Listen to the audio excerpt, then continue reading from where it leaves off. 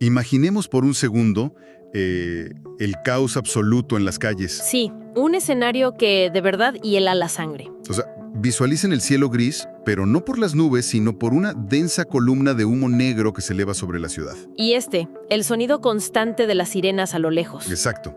El tráfico está completamente paralizado y hay una sensación de incertidumbre súper pesada en el aire. Una tensión que se puede cortar con un cuchillo. Y de pronto, a la vuelta de la esquina, aparece la imagen que nadie quiere ver. Un vehículo particular, quizá idéntico al que muchas personas tienen estacionado en casa, envuelto en llamas. Totalmente fuera de control. El fuego consume el metal, los cristales estallan por el calor extremo y, pues en medio de ese pánico, surge algo más. El shock inicial de presenciar la destrucción de un patrimonio. Así es, y ahí surge una duda enorme y aterradora para la persona dueña de ese bien. ¿Quién va a pagar por esto? Bienvenidos a Tu Mejor Póliza. Y vaya que es una pregunta vital en estos tiempos. Totalmente. En nuestra inmersión profunda de hoy, vamos a dejar de lado la especulación rápida de las redes sociales. Que siempre abunda en estos casos. Demasiado. Y mejor vamos a entrar directo a la arquitectura financiera detrás de estas tragedias. ¿Qué es lo que realmente impacta a largo plazo? Exacto. Hemos reunido y analizado una serie de reportes, documentos recientes e información oficial sobre los actos de violencia extrema que sacudieron al país hace unos días. Y creo que es importante aclarar nuestra misión en este espacio. Así es, no venimos a repasar la nota roja policial. La misión es descifrar la letra chiquita de las aseguradoras. Entender exactamente cómo opera la protección del patrimonio cuando el entorno se vuelve inestable. Y violento de un momento a otro. Y es un análisis crítico, porque cuando se habla de contratos de seguros, exclusiones y términos legales... La gente se desconecta. Exacto. La conversación suele percibirse como algo muy árido, algo que solo le importa a los actuarios o a los abogados. Pero la realidad te golpea en la cara. Totalmente.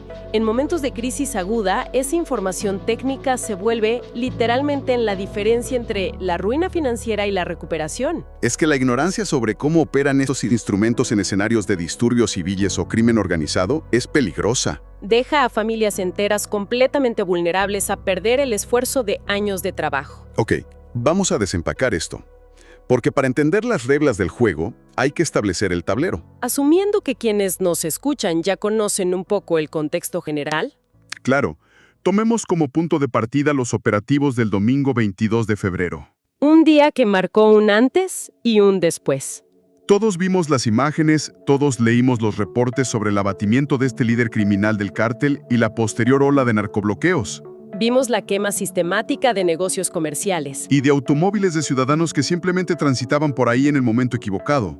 Pero lo que no se vio en las noticias es la pesadilla administrativa que comenzó a la mañana siguiente. Para los dueños de sus vehículos calcinados. Esa es la verdadera resaca de la violencia. Y surge de un malentendido fundamental, ¿no? Sobre cómo funciona esto de transferir el riesgo a una institución. Sí, la suposición lógica, la que dicta el sentido común para cualquiera. Uno piensa, mi vehículo está destruido, mi póliza está pagada, por lo tanto la aseguradora tiene que emitir un cheque. Parece una ecuación inquebrantable. Siniestro igual a indemnización. Pero la realidad operativa es muy distinta. Completamente. La realidad legal de las instituciones financieras frente a eventos de violencia a gran escala rompe por completo esa ecuación. Es que el pago no es automático en absoluto. Al revisar los datos analizados queda clarísimo. Las aseguradoras operan bajo un marco de reglas muy estrictas. Y exclusiones pesadas cuando se trata de eventos que alteran el orden público de forma masiva. Y la línea que divide un reclamo exitoso de un rechazo total es un tecnicismo. Un tecnicismo que muy poca gente conoce. Así que para ilustrar esto de forma clara, vamos a plantear un ejercicio mental muy práctico. Basado 100% en los casos documentados de esos días. Quienes nos escuchan, vamos a imaginar dos escenarios hipotéticos. Empecemos con el escenario A. De acuerdo, visualicemos la situación. Un automóvil está pacíficamente estacionado en la calle frente a un domicilio. Durante uno de estos bloqueos, un grupo de personas pasa por la vialidad. Rocían al auto con gasolina. Le prenden fuego simplemente para bloquear el paso de las autoridades. El resultado es pérdida total. Una tragedia material absoluta. Ahora veamos el escenario B. Una persona va manejando hacia su lugar de trabajo. En su ruta normal de todos los días. Y un grupo armado le cierra el paso. La obligan a bajar del vehículo con lujo de violencia. Se llevan el auto conduciendo. Y kilómetros más adelante, lo utilizan para bloquear una avenida principal y finalmente lo incendian. Físicamente, si lo piensas, el resultado es idéntico, en ambos casos. Un bloque de metal calcinado en medio de la calle. Pero legalmente las implicaciones son mundos opuestos. Y ahí es donde entra la letra chiquita. Lo fascinante aquí es cómo la etiqueta legal del siniestro cambia absolutamente todo el panorama de cobertura. A ver, explícanos eso de la etiqueta legal. Es el término técnico preciso que se le asigna al evento inicial. En el escenario A, donde el vehículo estaba estacionado y fue quemado directamente, Ajá, ¿el que vandalizaron afuera de la casa? ese mero. La reclamación ante la compañía entra bajo la categoría de daños materiales. Suena lógico, le hicieron daño al material del coche. Sí, pero aquí es donde aparece el muro de contención legal. La gran mayoría de las aseguradoras incluyen cláusulas de exclusión muy específicas. En las condiciones generales que nadie lee. Exactamente. Esas cláusulas estipulan que no se cubrirán daños derivados de actos de insurrección, terrorismo, rebelión, motín o disturbios civiles. Pero a ver, eso suena a que las aseguradoras simplemente tienen una cláusula de escape perfecta. Puede parecer así desde afuera. Es que si catalogan cualquier acto de violencia en la calle como disturbio civil o incluso terrorismo, pueden simplemente levantar las manos y negarse a pagar. Y rechazan el siniestro. ¿Por qué existe esa exclusión tan draconiana en primer lugar? Parece súper injusto. La explicación va mucho más allá de la avaricia corporativa local. Tiene que ver con la estructura global del riesgo. ¿Te refieres a cómo se protegen las mismas aseguradoras? Así es. Las aseguradoras que operan aquí en México compran seguros para protegerse a sí mismas. Eso se llama reaseguro. Ok, ¿las reaseguradoras internacionales? Y estas gigantes internacionales imponen estas exclusiones porque riesgos como la guerra o una insurrección masiva son eventos sistémicos incalculables. Claro, si una ciudad entera arde al mismo tiempo, Ninguna compañía tiene el capital suficiente para pagar todos los daños simultáneamente sin quebrar. colapsaría el sistema financiero. Por eso excluyen los daños materiales causados por alteraciones al orden público, catalogándolos como eventos de fuerza mayor. Entendido. El riesgo sistémico es inasegurable bajo los modelos tradicionales. Exactamente. Pero volvamos al ejercicio, al escenario B.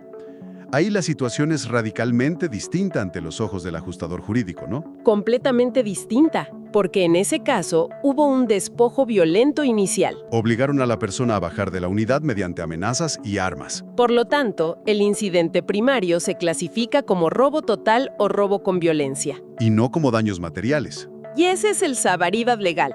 Las pólizas que contemplan la cobertura de robo total, por regla general, no pueden aplicar las exclusiones de motín o disturbios a un evento cuyo origen demostrable fue el robo. O sea que en el instante en que los delincuentes toman el control del volante mediante la violencia, El siniestro de robo se consuma.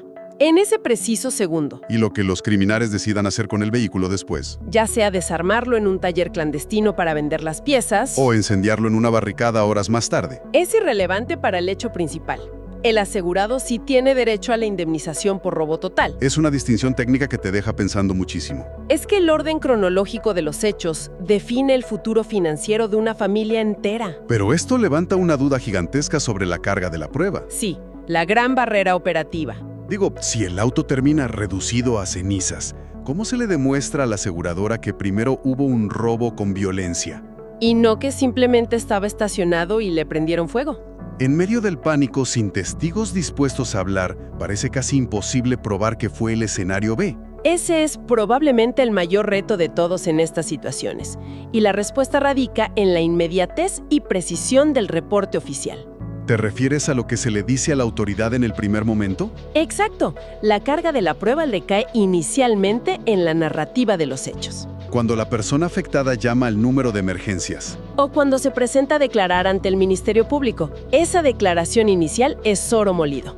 Si bajo el estrés del momento la persona simplemente declara «quemaron mi vehículo», el caso se perfila de inmediato hacia daños materiales y entra en la exclusión casi segura. adiós a la indemnización. Pero si la declaración detalla el despojo violento inicial, explicando que la bajaron a la fuerza, con hora, lugar y modus operandi. Ahí se establece la base legal del robo. Y las autoridades y los ajustadores también buscan correlacionar esa narrativa con cámaras de seguridad urbanas. O los arcos de monitoreo y reportes de la misma zona. Todo suma para documentar el robo previo. Entonces, ¿qué significa todo esto a nivel práctico de actuación? Revisando los lineamientos documentados de la Asociación Mexicana de Instituciones de Seguros, la AMIS. Los protocolos oficiales ante crisis. Existen pasos innegociables si alguien se ve atrapado en una situación de esta magnitud. El primero, por supuesto, es contactar a la aseguradora inmediatamente. Para generar el reporte formal, sin importar si las líneas telefónicas están saturadas por el caos. Hay que insistir. El segundo paso es la denuncia ante las autoridades.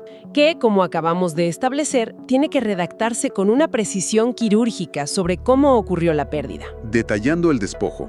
Y el tercer paso es la integración de toda la documentación necesaria. Y sobre este tercer punto de la documentación hay que destacar un elemento fundamental que las instituciones han tenido que evolucionar por la fuerza. Vi eso en los reportes, la innovación de los ajustes a distancia. Exacto. Tradicionalmente, un ajustador tiene que presentarse físicamente en el lugar de los hechos. Para dar fe de la pérdida, evaluar el número de serie, tomar sus fotografías. Pero imagínate, durante jornadas de narcobloqueos y balaceras. Enviar a un ajustador motorizado a la zona de conflicto es exponer una vida humana de manera insensata. Por eso, para proteger la integridad física del personal, la industria aceleró estos mecanismos digitales.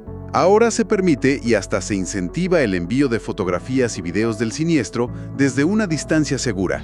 Y documentos digitales mediante aplicaciones móviles o plataformas de mensajería de la aseguradora. Agilizando el trámite sin necesidad de inspección presencial en la zona de riesgo. Es un protocolo de continuidad operativa. El análisis del daño no se detiene, simplemente se virtualiza.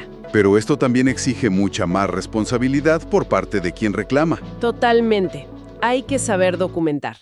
Tomar fotos amplias que muestren referencias de la calle, placas si es que aún no se han derretido. Y cualquier detalle que ayude a la identificación, siempre y cuando se pueda hacer sin arriesgar la vía, claro. Y esto es vital porque muchas veces las autoridades de protección civil o el ejército remolcan los vehículos rapidísimo. Para liberar las vialidades. Exacto. Destruyendo el lugar de los hechos antes de que cualquier evaluador pueda siquiera acercarse en los días posteriores. Aquí es donde se pone realmente interesante. A ver. Porque toda esta tecnología de ajuste remoto y toda esta estrategia perfecta de redacción ante el Ministerio Público resultan inútiles si la póliza es insuficiente. Si el contrato en sí no te respalda. Y esto nos lleva a las recomendaciones preventivas que emite la Conducef. Porque los datos muestran que el desconocimiento sobre los niveles de aseguramiento es alarmante. Es un problema de educación financiera grave. La Conducef clasifica la protección en 3 niveles fundamentales. Y conocer la diferencia entre esos 3 es el primer paso de la defensa de nuestro dinero. El nivel inicial es la cobertura básica, que se enfoca casi exclusivamente en la responsabilidad civil a terceros, ¿no? Así es. Cubre los daños que el vehículo asegurado le pueda ocasionar a los bienes o personas de otros. Y atención médica a ocupantes. Que, para ser brutalmente honestos, en un escenario de bloqueos donde el objetivo es destruir tu vehículo, esta cobertura básica no sirve de absolutamente nada. No te ayuda en lo más mínimo a recuperar el valor de tu auto quemado. Es el equivalente a intentar apagar un incendio forestal con un vaso de agua. Una excelente analogía. Por eso el segundo nivel, la cobertura limitada, es el verdadero punto de partida.